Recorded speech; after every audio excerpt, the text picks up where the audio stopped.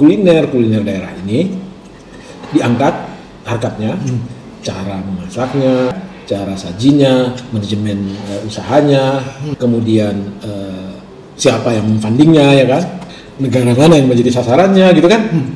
Kalau ini dijadikan satu kebijakan yang komprehensif pendekatannya, ini raksasa tidur yang akan mengguncangkan dunia. Bosan deh, ini nih kuliner Nusantara yang layak untuk diperhatikan, go international.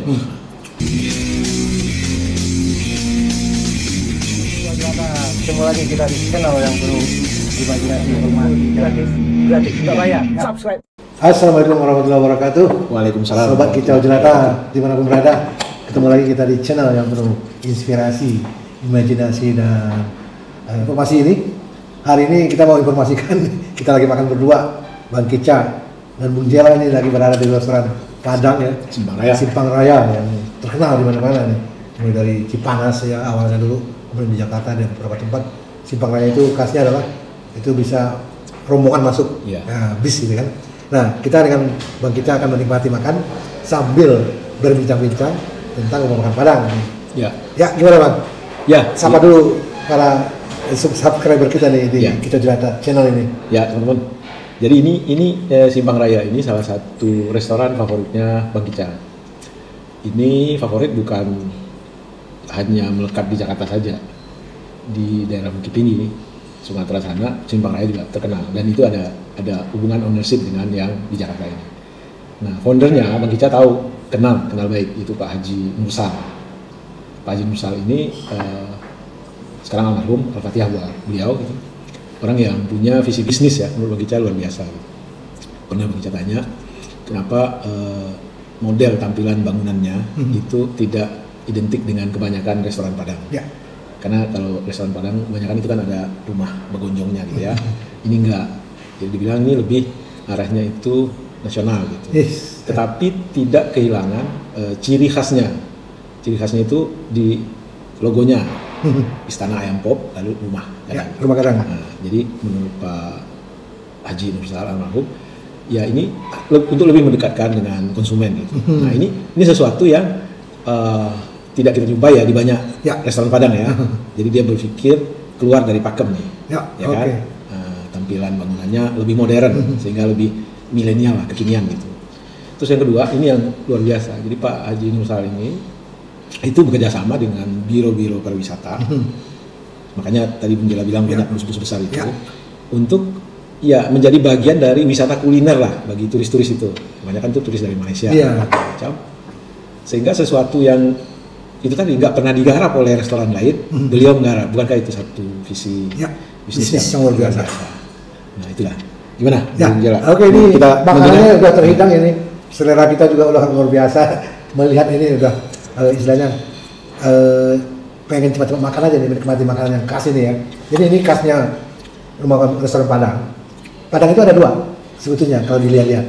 Ada yang restoran Padang yang sifatnya dari kota Padang dan sekitarnya, Pariaman dan sekitarnya. Kemudian ada lagi yang namanya nasi kapau. Itu khas menyebut dari satu daerah kapau. Nah, inilah visinya yang luar biasa dari pendirinya restoran Simpang Raya ini, menyatukan dua kubu ini menjadi satu restoran yang sifatnya mendekati ke konsumen. Ya, mungkin generasi muda juga bisa lagi untuk berinovasi lagi, lebih bagus lagi perkembangan dari restoran Padang ini. Bahkan kita berdua berpikir ya, Kica juga berpikir, kenapa nggak brand ini dibawa ke luar negeri gitu kan? Brand ini dibawa ke luar negeri, di seluruh dunia ada restoran Padang, tapi itu mungkin memerlukan suatu pemikiran yang lebih matang lagi, konsep yang lebih paripurna lagi, dan juga modal yang lebih besar lagi kan. Nah, mungkin bukan tugasnya pribadi, tapi mungkin tugasnya pemerintah daerah ataupun pemangku kepentingan di kampung atau di ranah lah istilahnya kan. Kalau kita di rantau pemikiran aja kan. Nah, ini mari kita nikmati makanan ini yang menurut saya bergizi ya. Kalau restoran Padang di mana-mana sebetulnya sudah ada. Misalnya kita ke Hong Kong, kita ke Singapura, Malaysia, itu luar biasa. Dan yang ada yang asli, ada yang tidak gitu kan. Nah, kalau yang ini asli dikembangin dari budaya lokal yang ada. Mari kita sambil ngobrol aja. Ini sambil dimakan. Jadi terkait dengan apa ya, restoran Padang dan beberapa restoran lainnya lah di Indonesia ya, restoran Sunda, restoran warteg segala macam ya. Menurut Bang Kica ini adalah khasanah budaya kita yang luar biasa dan itu mempunyai potensi yang luar biasa juga untuk meningkatkan kemakmuran ya. Asal arah kebijakan pemerintah atau pemerintah melihatnya bahwa ini bagian dari pilihan yang rasional gitu ya. Karena gini, kalau kita lihat ya dari Sabang sampai Merauke bahkan di luar negeri itu banyak, kita ambil spesifik restoran Padang ya, banyak sekali gitu. Tapi mereka itu tumbuh dengan dirinya sendiri, dengan kekuatannya sendiri tanpa ada sentuhan regulasi atau apapun itu ya. Lebih kepada keinginan untuk menghidupi diri gitu ya.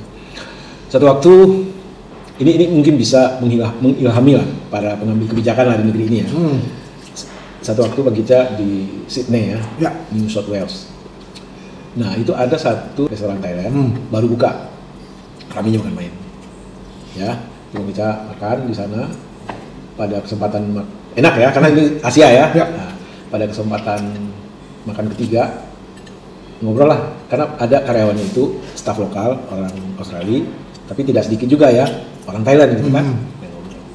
Mereka bilang itu mereka disekolahkan, jadi mungkin kayak kita semeanya kita lah ya, disekolahkan, kemudian mereka diajarin kuliner segala macam, dibentuk dalam kelompok yang digojlok dalam satu base camp gitu, membangun naluri bersama, teamwork segala macam, ya, kemudian diajarin, dan itu bukan hanya ke Australia, ada yang ke Eropa dan segala macam, diajarin culture setempat, diajarin bisnis, diajarin bagaimana memasak, menyajikan yang benar segala macam, dimodalin oleh bank negara mereka. Jadi mereka itu dikirim, dimodalin, ditingkatkan kapasitas memasaknya oleh negara dan segala macam. Coba kalau kita berimajinasi ya, kalau Pemda Sumatera Barat, ya kan, katakanlah membuat mengalokasikan sebagian budget ke sekolah-sekolah SMA itu kan dalam otoritasnya Pemda tuh, SMEA ya kan, dan dibikin muatan lokal khusus kuliner Minang, ya kan, anak-anak kita itu dididik dan sebagian dari mereka dididik bagaimana manajemen sebuah restoran, diajarkan juga bahasa asing dan segala macam. Waduh, mimpi kita ya untuk mengepung dunia dengan restoran Padang bisa terwujud ya, luar biasa gitu ya.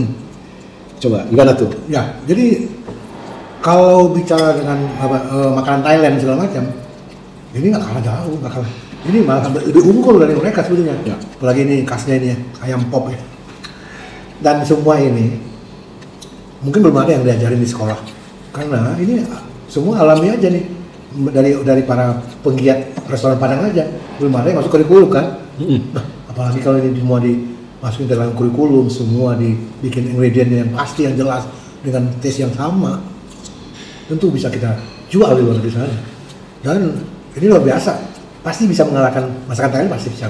Dan akan diterima oleh seluruh dari seluruh internasional dan seluruh dunia ya. Nah ini luar biasanya masakan Padang ini yang belum tergarap untuk diekspor ke luar negeri. Karena kalau kita ke Hong Kong juga ada restoran Padang, itu campur masakannya dengan yang ada yang istilahnya makanan yang tidak halalnya. Di Australia banyak, ada Pondok Buyung, ya kan? Di Amsterdam juga banyak. Tapi itu sesuatu yang dilakukan secara mandiri oleh orang-orang yang ingin maju, yang mungkin pada awalnya berdarah-darah. Jadi alangkah eloknya kita meniru seperti Korea Selatan atau Thailand, yang negaranya punya concern untuk menjual budayanya gitu kan. Yang kita budaya kuliner kita ini kaya banget di Nusantara ini ya. Dan ya McD aja yang menurut kita sih nggak ada apa-apanya dibanding apa namanya itu ayam digoreng pakai tepung saja kan? Iya, bisa mengepung dunia ya. Masa ya kan, khasana kuliner Indonesia yang luar biasa. Nah ini cerita gulai otak ini ya, ini cerita dari apa namanya pemilik restoran Pondok Buyung di Australia. Jadi mereka bilang di Australia itu otak, usus itu tidak jual. Itu bukan bagian yang diperjualbelikan lah. Untuk masuk manusia. Untuk manusia. Gitu. Ya intinya ini bukan sesuatu yang dicari orang, karena orang mungkin nggak ngerti mengolahnya gimana. Nah, oleh Pondok Buyung diolah itu usus otak. Nah waktu Bang Kica di sana itu ada orang bule beli otak. gulai otak ini, ini nih beli. Bang Ica kaget, dia bilang ini langganan rutin dia. Dan kalau pesan banyak begini pasti tamunya yang sedang ada di rumah dia. Jadi dia nggak makan di sana, dia bawa, dia take away gitu. Pesan itu gitu. Jadi paling laku gulai otaknya dia Australia. Nah, artinya ada bagian-bagian yang orang lain nggak bisa olah, orang kita bisa olah menjadi enak luar biasa gitu kan. Itu kan kekuatan yang maha dahsyat gitu kan. Barangkali ya nggak tahu ya ini apakah wilayahnya Kemenparekraf kali ya? Atau wilayahnya siapa ini kira-kira? Ekonomi kreatif ini kan? Ekonomi kreatif. Ini pasti Kemenpariwisata itu kan. Nah, dari kembali lagi kita mengenai restoran Indonesia di London dimanapun ada. Kita pernah makan di London itu, kita pesan rendang ada, rendang masih panas loh. Kok masih panas? Ternyata mereka sudah membuat rendang instan kan. Jadi langsung begitu dipesan baru dibikin. Nah itu kan suatu inovasi. Tapi memang belum ada khas yang rumah makan khas Minang. Jadi itu adalah rumah makan Indonesia. Nah di mana-mana kan selalu ada rumah makan Indonesia. Tapi itu tadi tidak terlalu menonjolkan kuliner yang andalan lokalnya gitu kan. Nah ini mungkin perlu pemikiran, perlu konsep yang matang, perlu teman-teman yang pelaku bisnis ini untuk kerjasama dengan Pemda, dengan Pemprov, dengan kementerian ya, untuk membuat konsep yang lebih mantap supaya restoran Padang ini ada di seluruh dunia ini, potensial luar biasa. Nah kita sambil makan ini, nikmat ini. Ini namanya ayam pop yang khasnya Simpang Raya ini. Kita akan coba nanti, ini namanya gazebo. Gazebo ini tidak gampang juga masaknya nih, karena kalau dimasak kelamaan dia akan menjadi karena ini hancur mungkin ya, tapi matang dan gurih gitu kan. Ini mungkin kalau yang masih muda-muda nih makan otak, makan gazebo boleh, tapi kalau yang udah tua-tua seperti Bang Ica, Bung Jela ini mungkin perlu dirasa-rasain ke badan juga nih. Udah mulai pegel-pegel atau belum nih? Udah tinggi belum kolesterolnya kan gitu. Mungkin kalau masih sekali mungkin masih oke kali ya. Kita coba ini gulai otak. Kita coba ini gazebo nih ya. Gazebo ini lemak semua tapi tidak hancur masak. Nah ini luar biasa di situ. Luar biasa.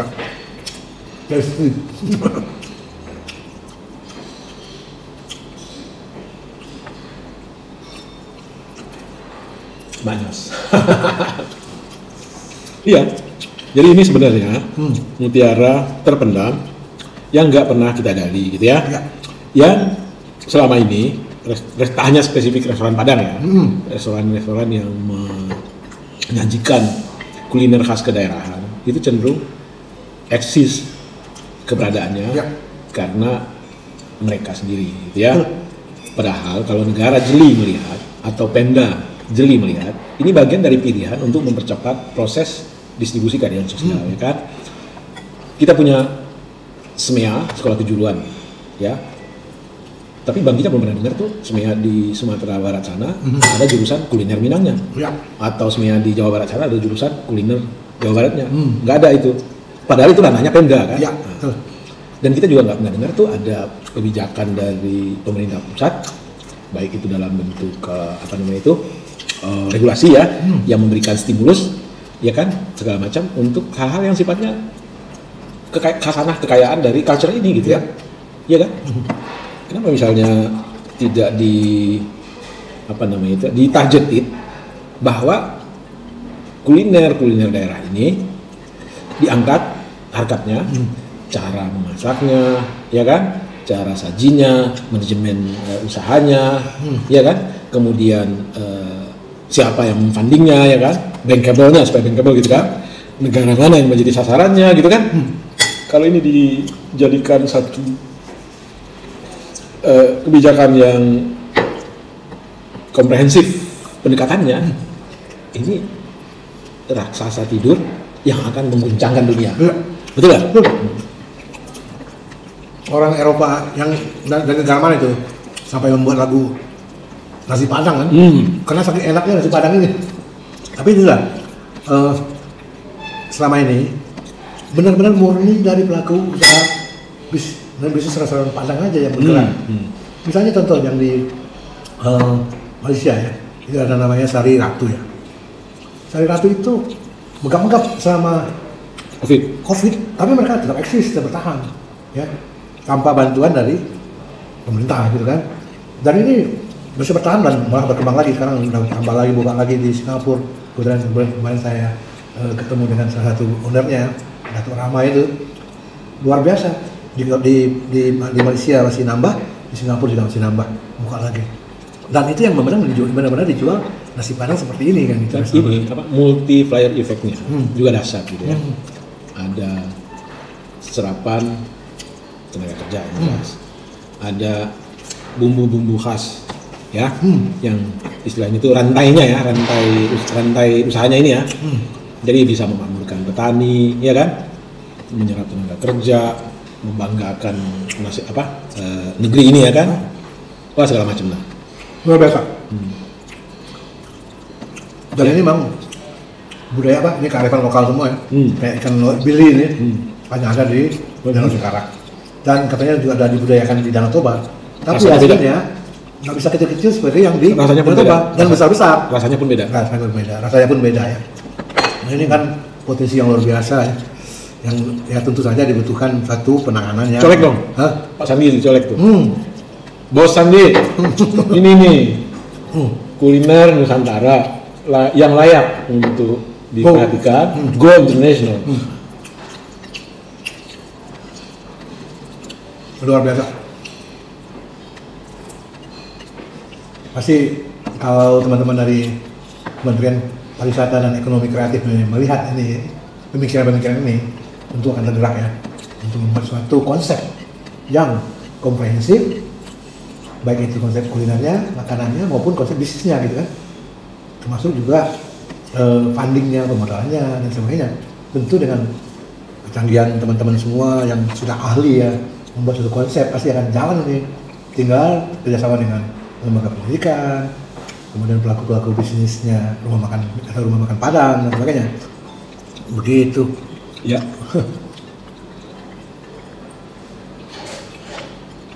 Coba kita nikmati dulu nih, apakah ini asli dari Meninjau ya, Danau Singkarak ya, atau sudah restoran dari Danau Toba.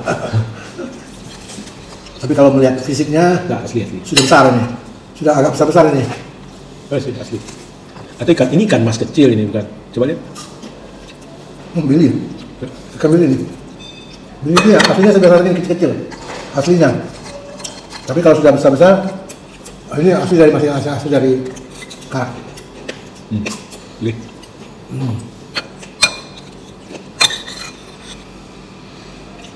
Nggak.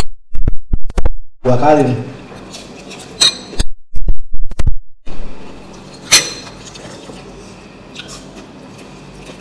Boleh.